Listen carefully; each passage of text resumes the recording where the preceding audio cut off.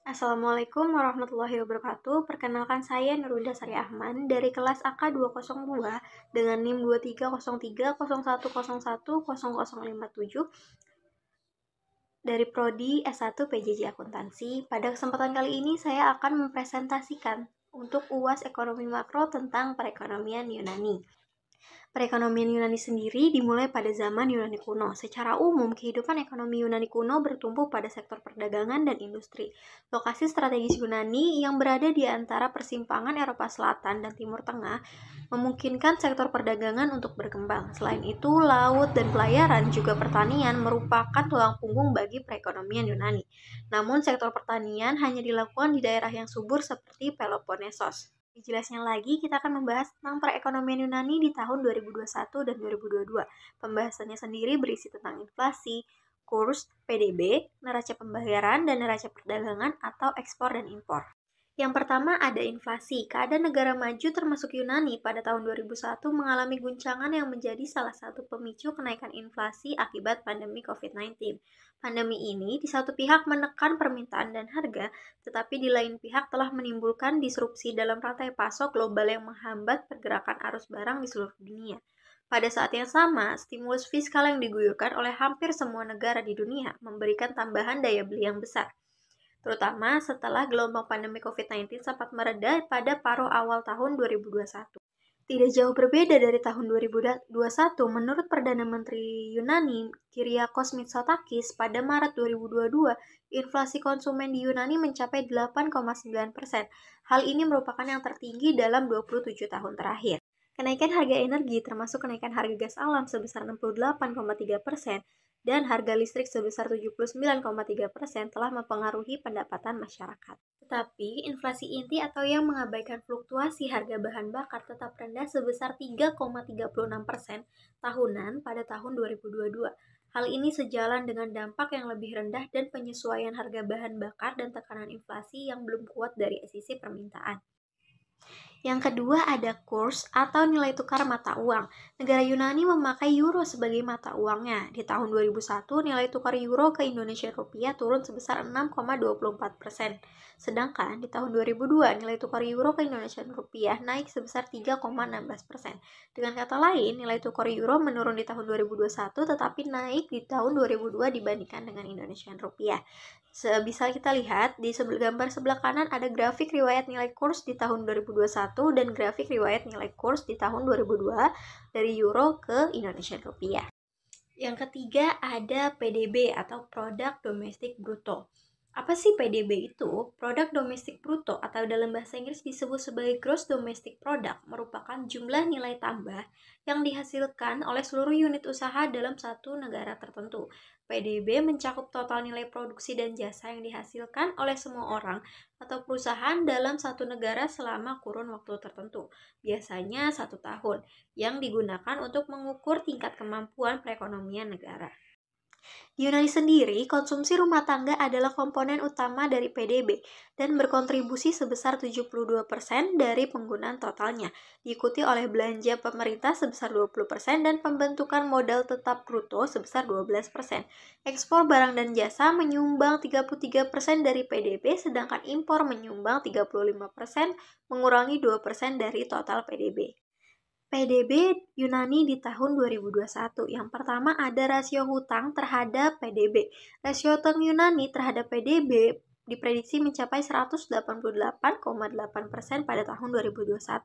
Nilai utang mencapai 337 miliar euro, naik dari 331 miliar euro pada tahun sebelumnya yaitu di 2019 yang setara dengan 176,6% PDB. Hal ini membuat Yunani memiliki utang tertinggi ketiga di dunia berdasarkan rasio terhadap PDB setelah Jepang dan Sudan. Yang kedua ada penerbitan obligasi. Meskipun dalam kondisi pandemi COVID-19, pemerintah Yunani berhasil menerbitkan obligasi jangka pendek dan jangka panjang senilai 10 hingga 12 miliar euro pada tahun 2021. Ini merupakan kesuksesan setelah bertahun-tahun menghilang dari pasar obligasi internasional. Penerbitan obligasi Yunani didorong oleh yield yang rendah akibat program pembelian aset atau quantitative easing oleh European Central Bank. Yang ketiga ada peringkat hutang. Obligasi Yunani memiliki peringkat BA3 dari Moody's dan BB dari Fitch Rating kurang dari investment grade. Perbandingan dengan Indonesia sendiri, PDB Indonesia pada triwulan keempat di 2021 mencapai angka 16.970,8 triliun rupiah dengan pertumbuhan sebesar 5,02%. PDB per kapita mencapai angka 62,2 juta atau setara dengan 4.349,5 US dollar. PDB Yunani pada tahun 2022. Pada Desember 2022, PDB per kapita Yunani adalah sekitar 20.287,73 US dollar dan PDB per kapita KKB atau kesejahteraan berdasarkan paritas daya beli adalah sekitar 31.704,431 US dollar. Meskipun Yunani memiliki rasio utang yang tinggi, negara ini tetap berusaha mengatasi krisis ekonominya. Yang selanjutnya ada neraca pembayaran Yunani. Neraca pembayaran sendiri atau Balance of Payment atau BOP adalah catatan yang dilakukan secara sistemik atas keseluruhan transaksi ekonomi yang dilakukan suatu negara dengan negara lain. Pada tahun 2021, Yunani mencatat surplus neraca pembayaran sepanjang tahun. Ini berarti bahwa total ekspor dan penerimaan asing lebih tinggi daripada total impor dan pembayaran asing. Surplus neraca pembayaran mengindikasikan kesehatan ekonomi negara dan kemampuannya untuk membayar utang luar negeri serta menarik investasi. Meskipun neraca pembayaran secara keseluruhan mengalami surplus, investasi lainnya seperti pembayaran pinjaman sektor swasta mengalami peningkatan defisit di akhir tahun 2021. Pada April 2022, Perdana Menteri Yunani Kyriakos Mitsotakis mengumumkan kenaikan upah minimum di Yunani sebesar 50 euro per bulan menjadi 713 euro sebagai respons terhadap naiknya inflasi yang mempengaruhi masyarakat ekonomi rendah di Yunani. Ada neraca perdagangan Yunani.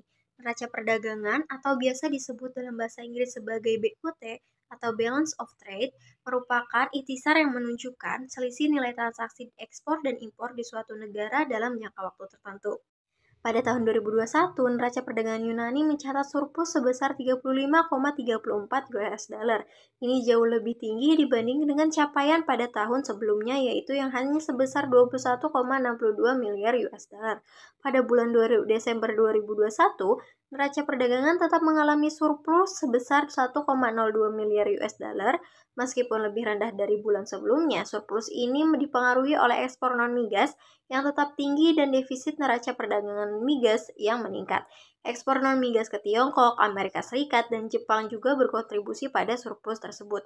Secara keseluruhan, kondisi neraca perdagangan Yunani pada tahun 2021 menunjukkan tren yang positif. Sedangkan pada tahun 2002, tepatnya pada bulan April 2022, Yunani mencatat surplus neraca perdagangan sebesar 7,56 miliar US dollar.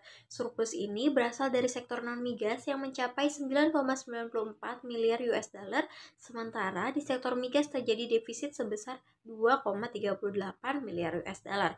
Selain itu, surplus neraca perdagangan juga berlanjut pada bulan Desember 2022 dengan nilai sebesar 3,89 miliar US dollar. Kondisi ekspor dan impor. Nilai ekspor Yunani pada bulan April 2022 mencapai 27,32 miliar US dollar, naik 3,11% dibandingkan dengan Maret 2022 dan meningkat sebesar 47,76% dibandingkan dengan April 2021.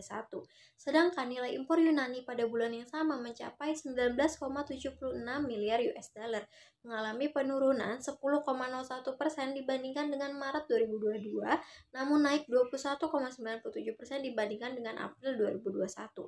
Peningkatan terbesar ekspor non-migas pada April 2022 terjadi pada komoditas bahan bakar mineral, sedangkan penurunan terbesar terjadi pada barang dari logam mulia dan perhiasan atau permata.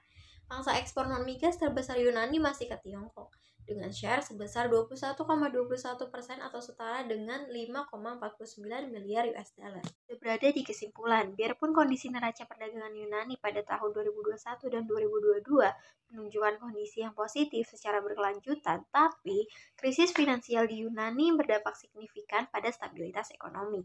Sebagai anggota Uni Eropa dan Eurozone, Yunani menghadapi ketidakseimbangan fiskal yang memaksa mereka bergantung kepada negara-negara Uni Eropa. Pertumbuhan ekonomi yang tidak stabil dan kegagalan dalam membayar utang menyebabkan situasi yang semakin memburuk. Meskipun diberikan dana pinjaman, Yunani masih terpuruk dalam krisis.